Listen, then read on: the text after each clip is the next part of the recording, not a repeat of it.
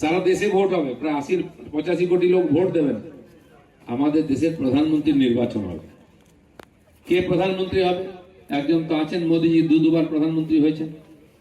প্রধানমন্ত্রী হয়েছেন বলে আজকে আমাদের বাড়ি হচ্ছে, বাড়িতে শৌচালয় হচ্ছে, আমরা রেশন পাচ্ছি, গ্যাস পাচ্ছি, কৃষকরা সম্মান নিধি পাচ্ছেন। তারপরেও মমতা ব্যানার্জি আটকাচ্ছেন যাতে সবাই না পায়। মোদী না হলে কেউ আপনার বাড়িতে রেশন দিত না, কেউ আপনাকে ভ্যাকসিন দিত না। এমনকি এই দেশে এখন অস্ত্র তৈরি হচ্ছে, চন্দ্রযান হচ্ছে, রাম মন্দির হচ্ছে, এসব হয়েছে মোদীজির জন্য।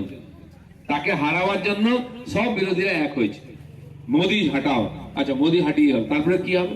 কে প্রধানমন্ত্রী হবে কেউ ঠিক করতে পারছে না।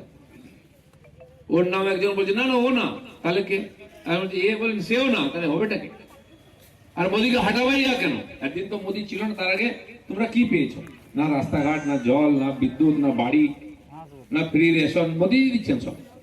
স্কুলে বাচ্চারা যে ফ্রি মিড ডে মিল খাচ্ছে সেটাও মোদীজি দিচ্ছেন। এগুলো যদি চালু রাখতে হয়, আর যার এখনো বাড়ি হয়নি তার বাড়ি হয়, যে মহিলারা গ্যাস পাননি তার নামে গ্যাস আসে, যে কৃষকরা এখনো ৬০০০ টাকা পাচ্ছেন না তার নামের লিস্ট এই সরকার পাঠাচ্ছে না বলে পায়নি, তারাও পাবে।